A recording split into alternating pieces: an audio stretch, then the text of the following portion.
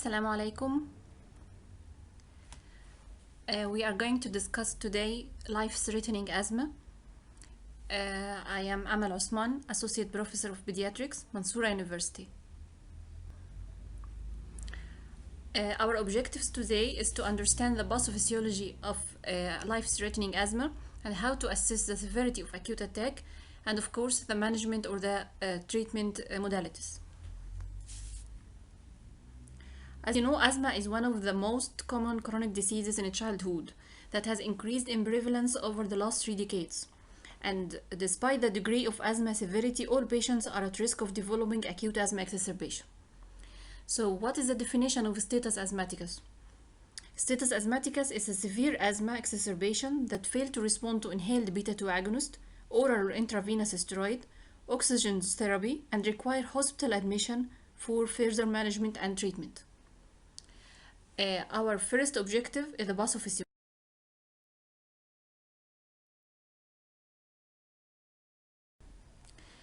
The pathophysiology of acute asthma exacerbation is going to involve 3 items: the lung mechanics, the cardiopulmonary interactions, and the metabolic derangements which occur in severe asthma exacerbation. First, the lung mechanics. As you know, asthma is characterized by inflammation, edema of bronchial mucosa, and increased mucus production with airway obstruction and decreased expiratory airflow. This leads to air trapping and lung hyperinflation. This increased in end expiratory lung volume coupled with bronchospasm lead to increase in airway resistance. The increase in airway resistance lead to decrease in lung function in the form of decrease in the forced expiratory volume in the first second and the forced vital capacity. In addition, air trapping and hyperinflation lead to increase in the total lung volume, increase in the function residual capacity and in the residual volume. The function residual capacity is the volume of air remaining in the lung after normal expiration. The residual volume is the volume of air remaining in the lung after forced expiration. Further, the diaphragmatic flattening from hyperinflation causes additional mechanical disadvantage on the work of breathing.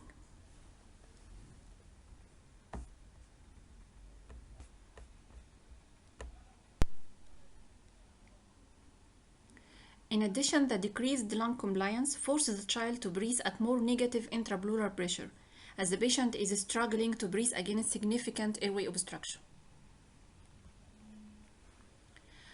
As regards the gas exchange abnormalities which occur in life-threatening asthma, these gas exchange abnormalities occur due to ventilation-perfusion mismatching. The ventilation-perfusion mismatching occur due to 2 main causes: pulmonary shunt and increase in dead space. Pulmonary shunt means perfusion of poorly ventilated alveoli.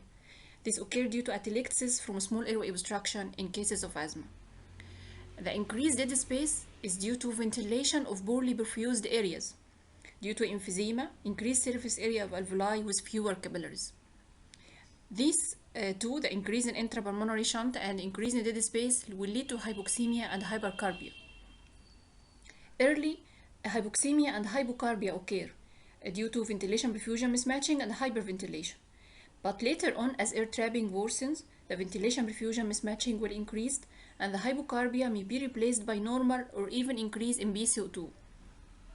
So the normal BSO2, or the partial pressure of carbon dioxide, if it is normal in tachypnic hyperventilated child with status asthmaticus, it needs close clinical observation as this may be a sign of respiratory muscle fatigue. So we have discussed the lung mechanics in life-threatening asthma. Now we are going to discuss the second item in the pathophysiology, which is the cardiopulmonary interactions. Hypoxic pulmonary vasoconstriction, which occur in this status, together with lung hyperinflation, will lead to increase in pulmonary vascular resistance and increase in right ventricular afterload, which can compromise the right ventricular function.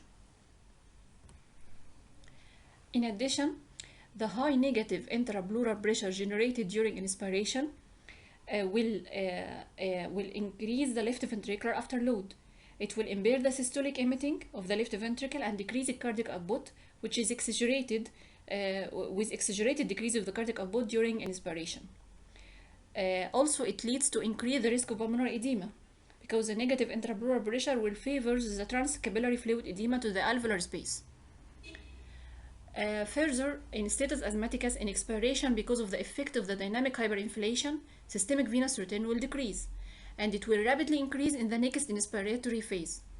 The rapid right ventricular filling in inspiration will lead to shifting of interventricular septum towards the left ventricle, causing left ventricular diastolic dysfunction and incomplete filling of the left ventricle.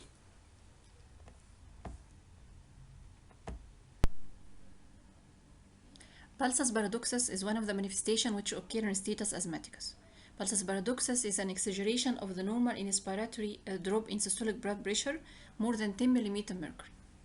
To understand the pulsus paradoxus, we should understand the normal physiology. This diagram explains the normal physiology which occurs during inspiration.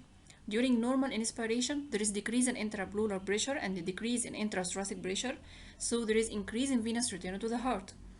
And there is increase in right ventricular filling, and the interventricular septum is pushed towards the left ventricle. However, this doesn't equate to increased filling of the left ventricle, because during inspiration, there is increased capacity of the pulmonary vasculature, sequestrating blood in the chest and decreasing blood flow to the left heart. So there is decrease in left ventricular filling, decrease in preload, and decrease in cardiac output. This occurs normally during inspiration. And of course, this is exaggerated in cases of asthma due to the more increase in the negativity of intrathoracic pressure.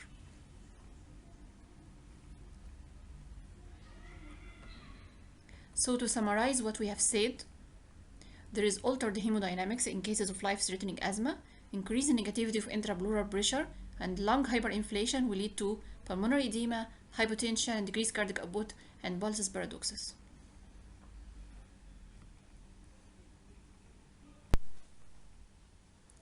As regards the metabolic derangements which occur in cases of life-threatening asthma, metabolic acidosis usually occur. This occurs due to many factors. First, the use of high doses of parental beta-2 agonist can lead to metabolic acidosis. In addition, the increased work of breathing will lead to anaerobic metabolism of respiratory muscle and lactate production. And the coexisting tissue hypoxia due to ventilation perfusion mismatching will lead to also increased lactate production. Further, the dehydration and decreased oral intake in these types of patients will lead to ketone bodies production and metabolic acidosis. All these factors together will lead to metabolic acidosis evident in arterial blood gases. So we have discussed now the pathophysiology which occurs in cases of life-threatening asthma, including the lung mechanics, the cardiopulmonary interactions, and the metabolic derangements in such cases. Next, we are going to discuss the assessment, how to assess such cases. There are some findings which is consistent with impending respiratory failure. They are alarming signs, including altered level of consciousness, inability to speak or to complete one sentence, absent breath sounds or silent chest, central cyanosis, diaphoresis.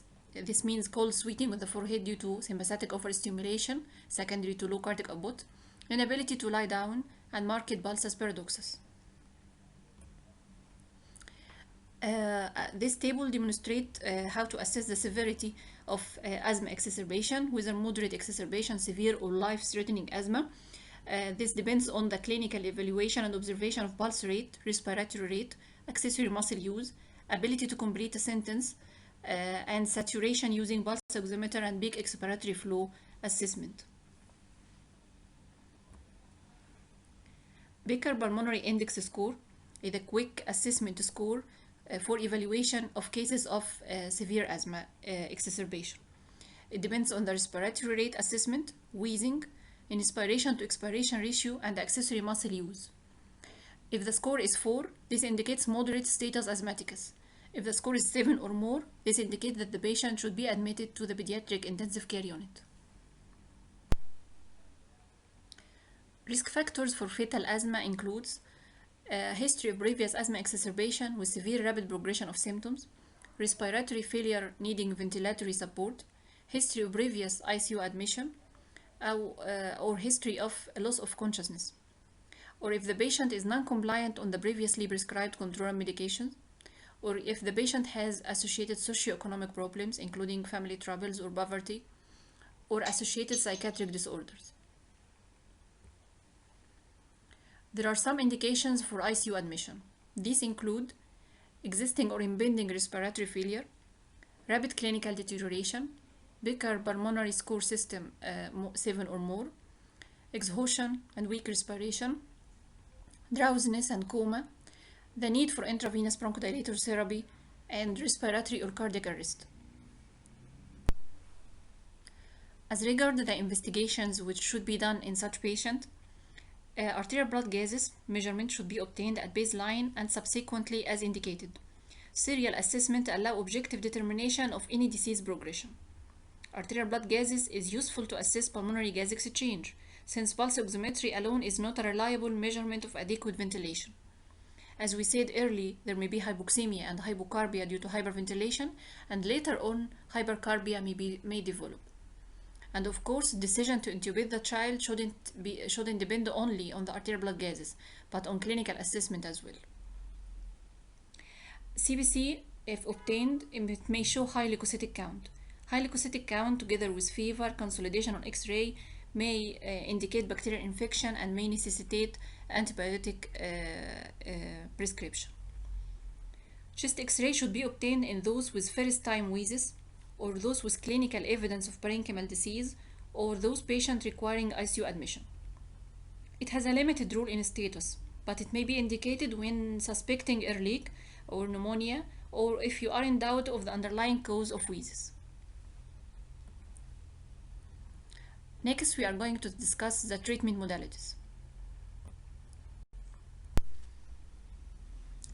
Initially, a rapid ABC assessment should be undertaken and managed.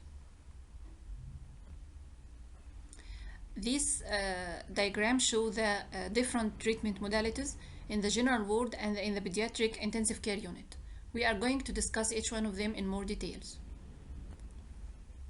First, as regards oxygen, children with severe asthma have ventilation perfusion mismatching and have hypoxemia.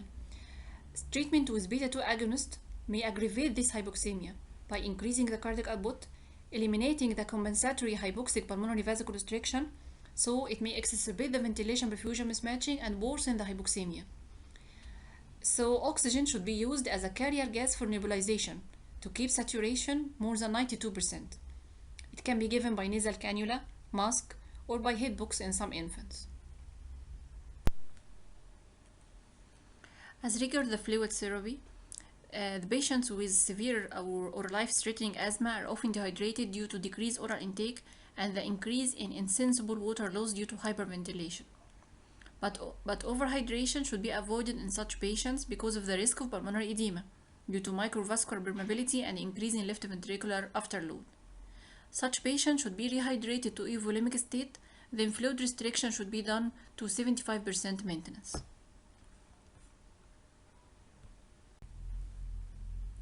Antibiotics are not routinely prescribed in such cases.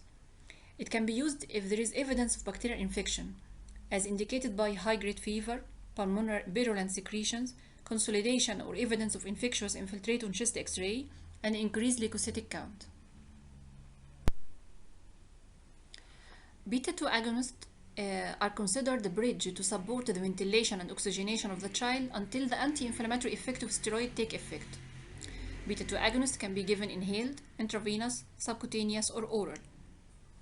Salbutamol and terbutaline are the preferred beta-2 agonists due to their relative beta-2 selectivity. Adverse effects of beta-2 agonists are mostly related to cardiovascular system, including tachycardia and dysrhythmia. In addition, tremors and hyperactivity may occur, and hypokalemia is the most common metabolic derangement. Nebulized beta-2 agonist or nebulized salbutamol is the drug of choice in asthma exacerbation. However, correct gas flow is essential. Most devices require 10 to 12 liters per minute gas flow to generate correct particle size. Continuous nebulization system require the use of infusion pump to deliver the drug at a constant rate to nebulizing chamber. However, in absence of this system, back-to-back nebulization in a dose of 0.15 to 0.5 mg per kg could be used. And during weaning from continuous nebulization, children should be switched to intermittent nebulization. And of course, meter dose inhaler or MDI with spacer can be used with equal efficacy and even better. This diagram shows a meter dose inhaler with a volumetric spacer used in a child. Subcutaneous and intravenous salbutamol is most beneficial in those with severe status and limited respiratory flow. Subcutaneous terbutaline or subcutaneous beta-2 agonist can be used in children when there is no intravenous access. The dose of subcutaneous terbutaline may be repeated every 20 minutes up to 3 doses.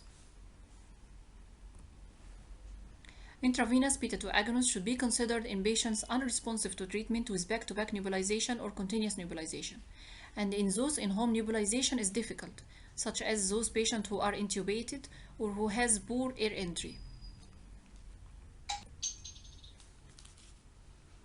Anticholinergics or ipratropium bromide can be delivered either by nebulization or meter dose inhaler. The initial dose is 125 to 500 microgram if nebulized, or 4 to 8 puffs via meter dose inhaler every 20 minutes up to 3 doses. Then after that every 4 to 6 hours. The most common side effects includes dry mouth, bitter taste, flushing, and tachycardia.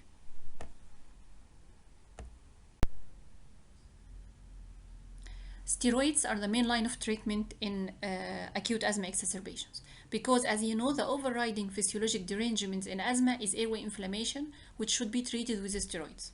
Steroids can decrease the hospitalization rate and decrease the length of hospital stay. Methylprednisolone is the preferred steroid to be used because of its limited mineralocorticoid effect. The dosage used is prescribed in this slide. The side effects which may occur include hyperglycemia, hypertension, steroid-induced psychosis. In addition, the incidence of myopathy increases with concomitant use of neuromuscular blocking agents in mechanically ventilated child.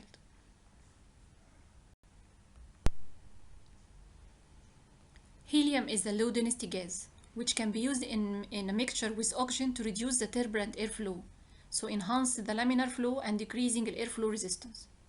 Heliox typically consists of 70% helium and 30% oxygen, or 79% helium and 21% oxygen. Intravenous aminophylline adds little. However, it may be helpful in critically ill child not responding to steroid therapy, inhaled and intravenous beta-2 agonist, and oxygen therapy.